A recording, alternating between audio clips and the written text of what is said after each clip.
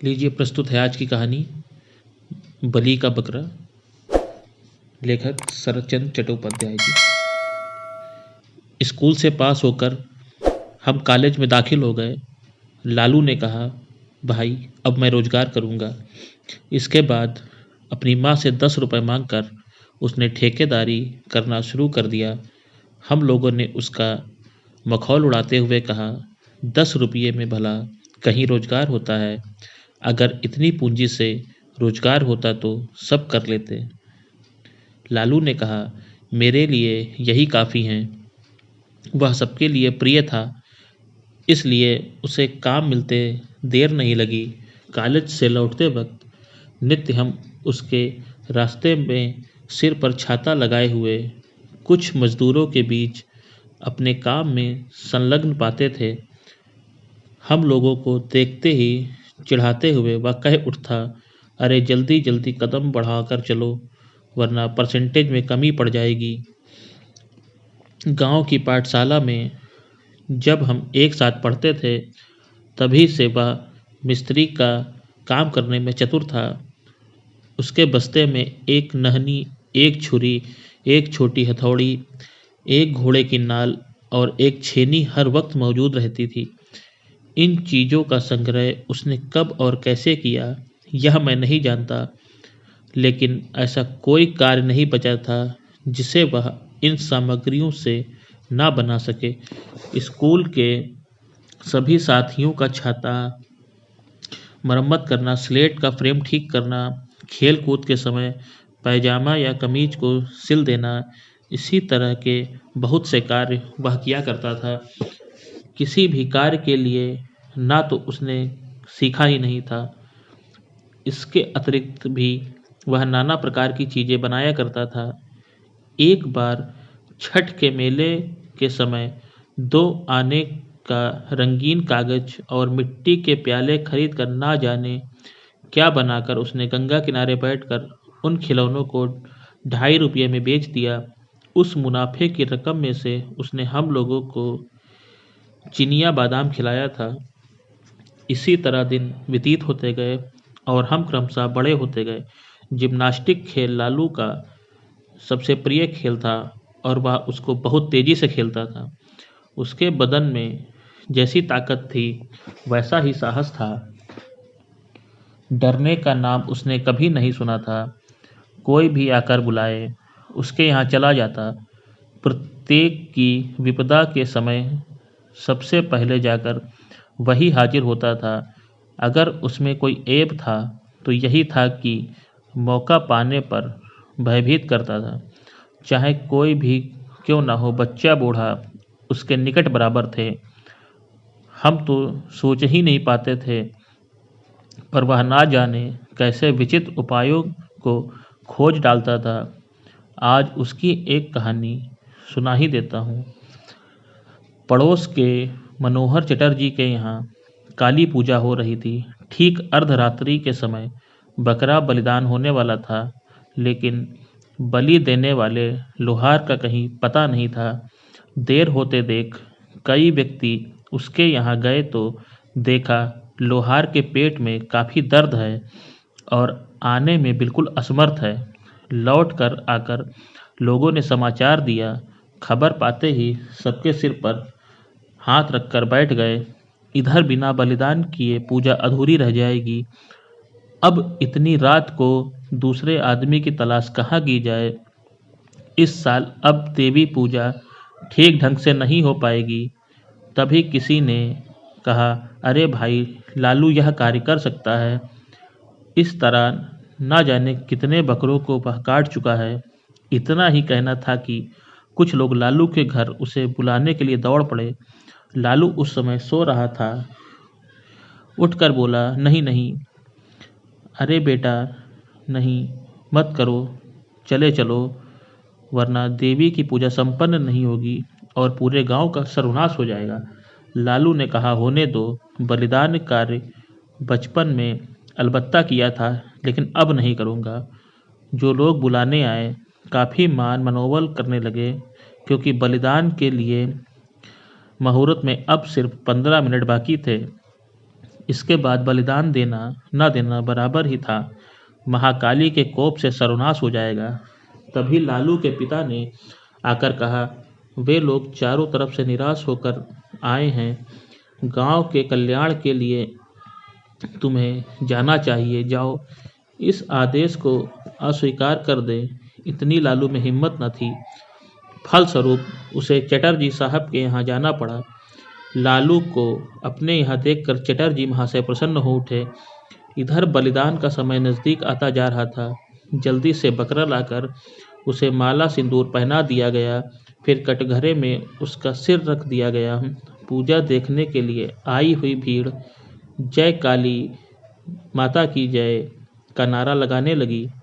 उसी के बीच में देखते ही देखते खच की आवाज़ हुई और एक निरीह बेजान जीव का धड़ सिर से अलग होकर गिर पड़ा। खून के फव्वारे धरती से लाल हो उठी। लालू ने कुछ देर के लिए अपनी आंखें बंद कर ली। पुनः कुछ देर के लिए शंख की ध्वनि, घंटे की आवाज़ रुक गई। दूसरा बकरा आया, उसे भी पहले वाले की तरह फूल माला और सिंदूर लगाया गया। इसके बाद भक्तों की जय काली माता की आवाज़ हुई और लालू का दांव एक बार पुनः ऊपर उठा और फिर एक बार आखिरी बार तड़फड़ाते हुए बकरा समस्त सज्जन भक्तों के विरुद्ध न जाने कौन सी फरियाद करते हुए शांत हो गया। उसके खून से मिट्टी पुनः भीग उठी। बाहर शहनाई बज रही थी। आंगन में बहुत से व्यक्ति जमा थे। सामने गलीचे के ऊपर मनोहर चटर्जी आंखें मूंद कर इष्ट का नाम जप रहे थे। तभी लालू एकाएक भयंकर रूप से गरज उठा। कोलाहल, वाद्य ध्वनि, सब कुछ एक बारगी रुक गया। सभी कौतूहल भरी निगाहों से लालू की ओर घूम गईं। लालू ने अपनी बड़ी बड़ी आंखें नचाते हुए कहा, और बकरा कहाँ है? घर के भीतर से किसी ने डरते हुए कहा, और बकरा? दो ही का तो बलिदान होने वाला था।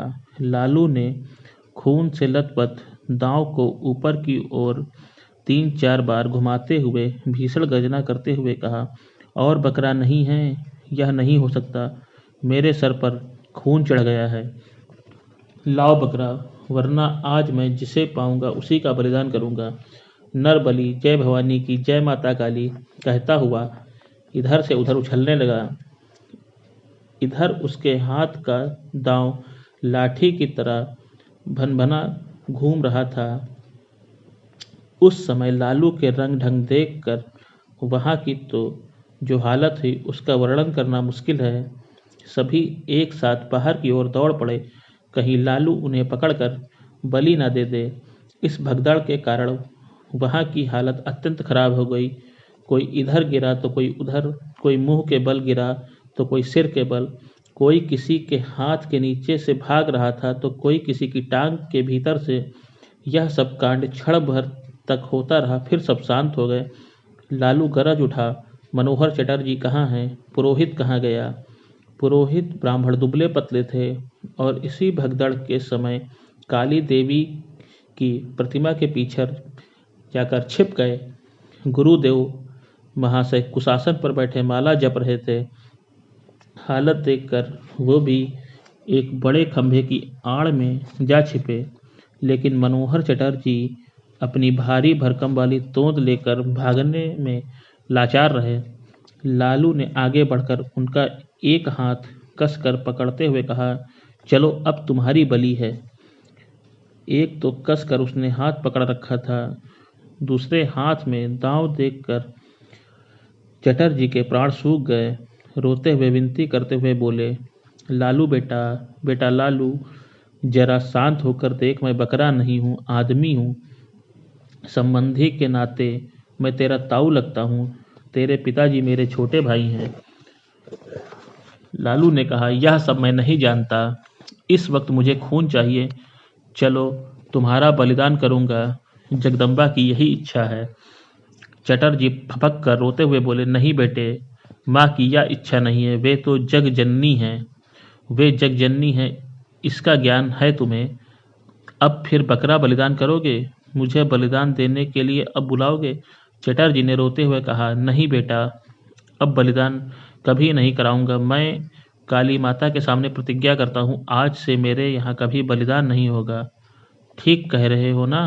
हाँ बेटा, ठीक कह रहा हूँ, अब कभी नहीं कराऊंगा। मेरा हाथ छोड़ दे बेटा, पखाने जाऊंगा। लालू ने हाथ छोड़ते हुए कहा, अच्छा जाओ, तुम्हें छोड़ दे रहा हूँ, लेकिन पुरोहित कहाँ गया और गुरुदेव कहाँ हैं? कहता हुआ वह एक बार पुनः गरज उठा, फिर कमरे में से इधर उधर करते बरामदे के करीब आ गया। उसका भयंकर रूप देखकर खंभे की आड़ से गुरुदेव और प्रतिमा की आड़ में से पुरोहित जी दोनों एक साथ करुण स्वर में दो प्रकार की आवाजों में चीख उठे। दोनों का स्वर दो ढंग का ऐसा बेसुरा हो गया कि लालू अपने आप को संभाल नहीं सका और हंसते हुए हंसते हुए दांव एक और फेंक कर भाग खड़ा हुआ। तब यह किसी को समझने में देर नहीं लगी कि लालू यह सब ढोंग कर रहा था। सचमुच उसके ऊपर काली माता सवार नहीं हुई थी। यह कांड लोगों को डराने के लिए ही उसने किया था। थोड़ी देर के बाद पुनः भक्तों की भीड़ जुट गई। अभी पूजा संपूर्ण नहीं हुई थी। थोड़ी ही देर में महाकलरव के साथ पूजा समारोह शुरू हो गया। मनोहर चटर्जी ने नाराज होकर कहा, कल ही कमदत्त ललुआ को 50 जूते उसके बाप से लगवाऊंगा, लेकिन उसे जूते नहीं खाने पड़े। सवेरा होने से ही पहले गांव से गायब हो गया। एक हफ्ते बाद एक दिन शाम के समय मनोहर चटर्जी के यहाँ जाकर उसने क्षमा मांग आया। बाप की नाराजगी भी दूर हो गई, लेकिन इससे एक फायदा यह हुआ कि उस घटना के बाद फिर कभी मनोहर चटर्जी के यहाँ बलिदान नहीं हुआ।